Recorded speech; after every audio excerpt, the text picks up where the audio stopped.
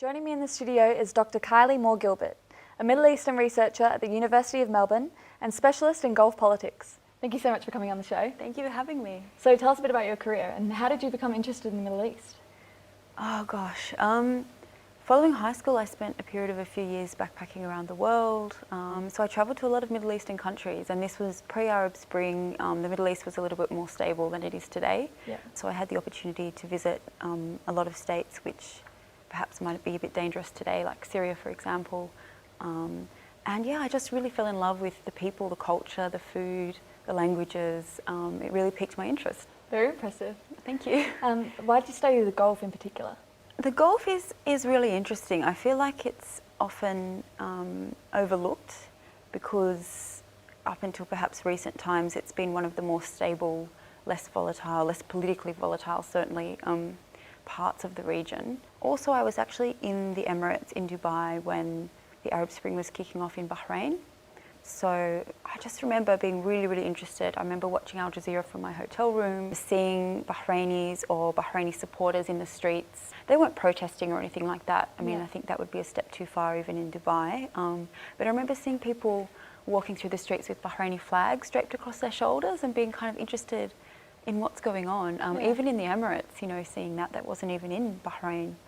So before the break, we started to look at the structure of the region. Can you explain more about what the GCC is? So the GCC was formed in 1981, if I'm not mistaken. Basically, it comprises Saudi Arabia and all of the small, largely wealthy, developed oil or gas exporting states in the Persian or Arab Gulf. And it's, I guess, an economic, political, and to a certain extent security bloc, arguably there to counter Iranian influence in the region. Well put. Thank you. How has the rivalry between Saudi Arabia and Iran developed over time, and how does it manifest in the region? It's very complex. I think, again, it goes back to the Iranian Revolution. Yeah. It goes back to both states claim to be like an Islamic state in a way, or to be the bearers of political Islam and that authenticity and legitimacy that goes with it. But Iran being, I guess, the most important, most dominant Shia country in the region, sort of set itself up as a Shia alternative or a Shia version of political Islam. So it has deep roots, and a lot of it, I mean, I don't want your viewers to think that it is a religious conflict, because I don't think it is. It's a political rivalry, first and foremost. But we've seen this rivalry ebb and flow over the decades, mainly since the Iranian Revolution. So in terms of the current crisis between Saudi Arabia, predominantly with Qatar, which side have local and international states taken? I don't know actually if Saudi Arabia is the predominant actor in the bloc that is targeting Qatar. The UAE is also very influential. Yeah. And there are some analysts that say that the UAE played a major role in driving this too, together with Saudi Arabia. Obviously Egypt has as well, but this is definitely a Gulf crisis that Egypt has, for a variety of reasons, become involved in. So within the bloc we've also got Bahrain, which is very much a junior partner. I don't really think they had much of a choice whether or not to participate. Yeah. You know, I've argued in my own work that they've essentially ceded control over foreign policy to Saudi Arabia. So if the Saudis say jump, they essentially say how high in terms of, you know, foreign policy. So you've got Bahrain, you've got Egypt. Further afield, interestingly, it looked like at the very beginning that the US was supporting this move against Qatar. At least, you know, Donald Trump's tweets and the sort of initial messages coming out of Washington suggested that. Yeah. But we've seen them backtrack very quickly. I'm sure somebody within the administration reminded the White House of Qatar's importance economically in terms of defence as well. And thank God for that. And yeah, thank God for that. So the US is kind of trying to balance both sides, and I do think if this was to be resolved, the US would have to play an important role in mediating that. Yeah. Yeah. What's your take on what led to the sudden escalation of the crisis and why the four states took such a drastic action? The timing is really interesting. I don't think many Gulf analysts expected this. Yeah. We did see a similar event in 2014, which was resolved fairly swiftly. I think it took about 8 months. And most observers of the region thought that perhaps initially this could be a rerun of that 2014 spat. And it is, it's an extension of that. But this is much deeper and much more serious and has much more far-reaching ramifications. The most common explanation as to why now is the Trump factor, I guess.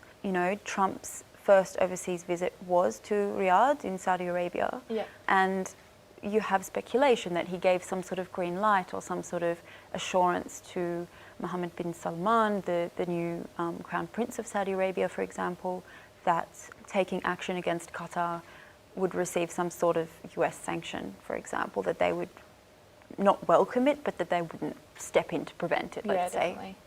Definitely. But we don't know. We don't know what went on behind the scenes there. Obviously, something happened based on, Trump's tweets. We can see that conversations were had behind the scenes.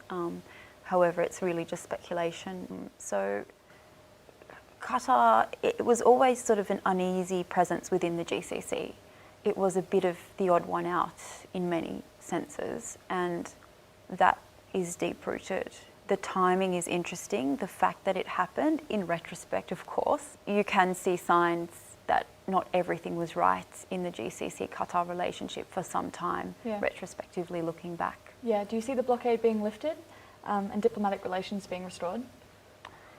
I do think the blockade will be lifted at some point. It's very dangerous to predict the future, of course. Yeah, it's very fickle right now. Yeah, definitely. Who knows what's going to happen? I mean, this region is so volatile at the moment. So much has just come out of left field. We don't know what will happen. I do think, though, both sides, certainly the blockade, the Saudi UAE-led bloc, have overplayed their hand. Yeah. And it's been counterproductive to their objectives. They've pushed Qatar into the hands of Iran. Their objective was the opposite. They wanted to split Qatar away from Iran. So they've sort of shot themselves in the foot with that one, for example. I mean, I think... Good analogy. They have, though. They have. Economically as well. They thought that they could choke off, resources and supplies to Qatari citizens, for example. But Turkey stepped in, Iran stepped in. Even countries like Oman, which are in the GCC but have tried to remain neutral, are still trading with Qatar. Yeah. So it sort of backfired. And I think that Qatar obviously wants it to come to some sort of conclusion. I mean, they don't want this situation to keep going. And I think it's not in the long-term interests of the blockading side also to keep this going.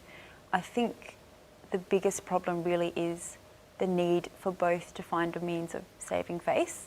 So it doesn't look like one has backed down and one has, the other side's been victorious over them. I think, saving face is a very important, I guess, value in the Gulf, in their traditional values as well. So they're going to have to find... Politics.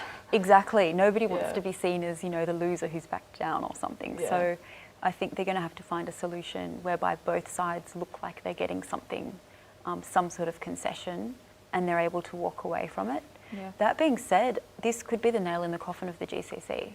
We don't know I don't think they can go back to the status quo that they were in before. I don't think Qatar can forgive and forget. And I don't think it will be very difficult for them to re-establish trust. So whether or not Qatar remains in the GCC, even if the blockade is lifted, who knows? Yeah, so many things to consider. We're unfortunately running out of time and are going to have to go to a break, but thank you so much for coming on and sharing your expertise with us. No problem. Thanks for having me. Stick around. When we get back, we're sharing a few of our favourite travel stories that have been sent in by viewers.